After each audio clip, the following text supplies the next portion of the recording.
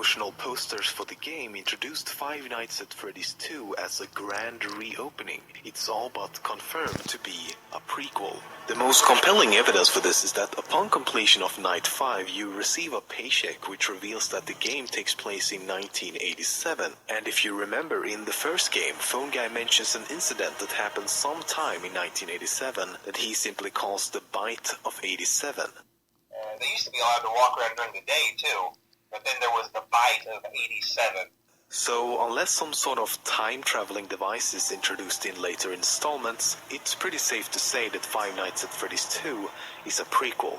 If you're somehow still not convinced, take a look at the article underneath the paycheck. It reveals that the pizzeria is closing and that all the new animatronics that were introduced in this game will be scrapped due to malfunctioning. However, the old animatronics will remain in the hopes that the restaurant will reopen someday in the future, which would explain why we don't encounter the new animatronics in the first game. Then there's also the fact that in the first game it sounds like Phone Guy is killed during Night 4. I always wondered what was in all those empty heads back there. Oh no. But in the second game, he's obviously fine. Now that Golden Freddy has actually been named in the game, Phone Guy and the Puppet are the only two remaining characters without an official name.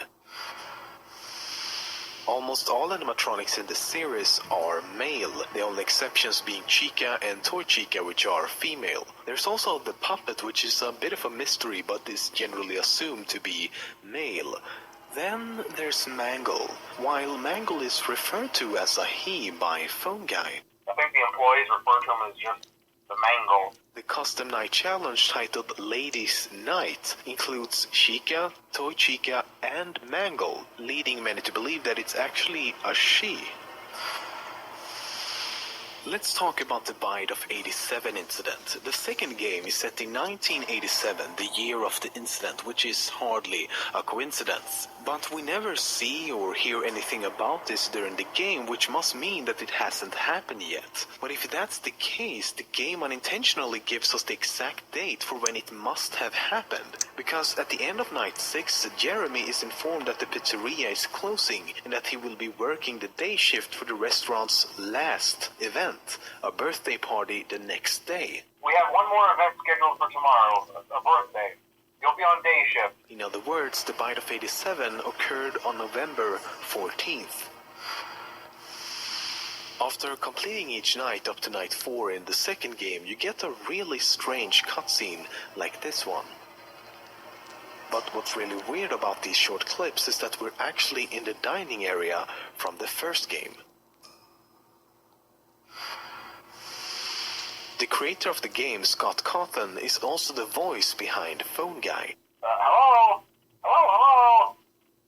Interesting to notice that even Scott himself simply calls him Phone Guy, which might suggest that he doesn't have an actual name yet. After playing the first 6 nights in the second game as Jeremy Fitzgerald, you actually play the 7th custom night as someone named Fritz Smith. What's interesting here though is that his name is very similar to the surnames of the two main characters. Fritz taken from Fitzgerald and Smith taken from Schmidt.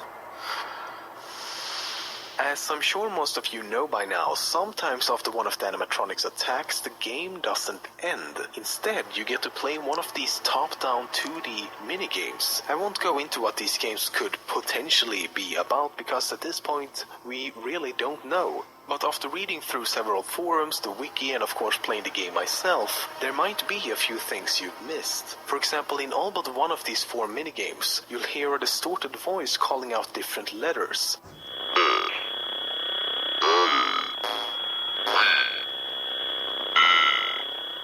They each spell out save them, help them, and save him.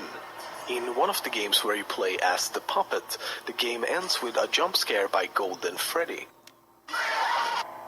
Let's play that again. You probably still can't see it, but there's actually a 5th child, right there. For one single frame before Golden Freddy appears, a 5th child can be seen. But another thing is happening at the same time. The score in the upper left corner changes to a seemingly random number every single time you play this minigame.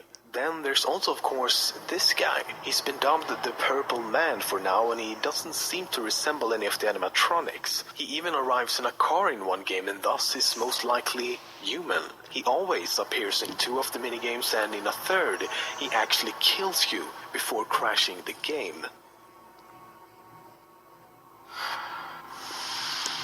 There's also an Easter egg in the second game, similar to the Golden Freddy Easter egg in the first game.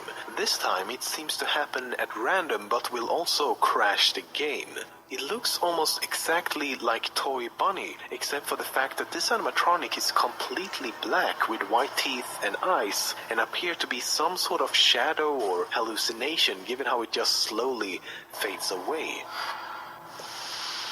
In the second game, it's easy to figure out when the game is supposed to take place because the game actually gives us the exact date. From this we can figure out that night 5 is a Thursday, which is a little weird as that means we started working on a Sunday. Nevertheless, this also means that night 6 is Friday the 13th, which seems appropriate as it's a date surrounded by a lot of superstition. But the first game only gives us a partial date and leaves out the year, but you'll notice that the dates between the 2 games follow the exact same pattern. Night 6 in the first game is also November 13th. Now we could assume that this is also a Friday for 2 reasons. 1, paychecks are usually given out on Fridays, and 2, it would follow the same pattern as the second game. By doing this we can actually narrow it down a bit, because Friday the 13th in November doesn't happen every single year. And given that the technology seems to be a little dated in both games, I'm also going to assume that neither takes place in the future. That leaves us with 1992, 1998 and 2009. Okay, let's go back to the second game. Take a look at the money we're receiving. $100.50. Why not just 100? I don't know about you, but if I had to come up with a random number like this, I'd be most likely to use a whole number and skip the decimals altogether. So maybe it isn't random.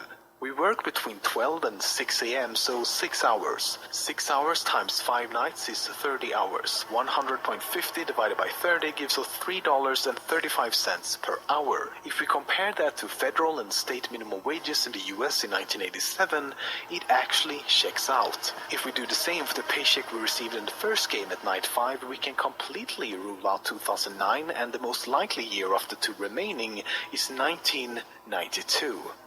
However, if it turns out that the identical date should be mere coincidence and the 6th night in the first game is in fact not a Friday like in the second game, the first 5 nights at Freddy's could really take place anywhere between 1987 and somewhere around 1998, depending on which state we're actually located in.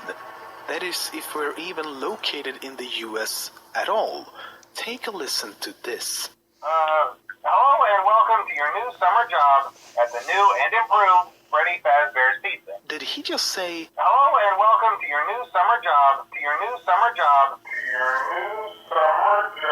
As far as I know, it's not considered to be summer in November, unless you live in the southern hemisphere where summer actually starts in December and all of a sudden Welcome to your new summer job. would make a lot of sense.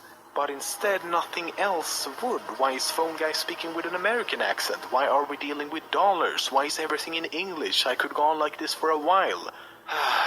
So, conclusion? With the evidence we've found so far, both games most likely takes place in the US, and the first game most likely takes place around 1992, and the second game certainly takes place in 1987. But there's still some conflicting evidence, so for the time being, we don't really know shit.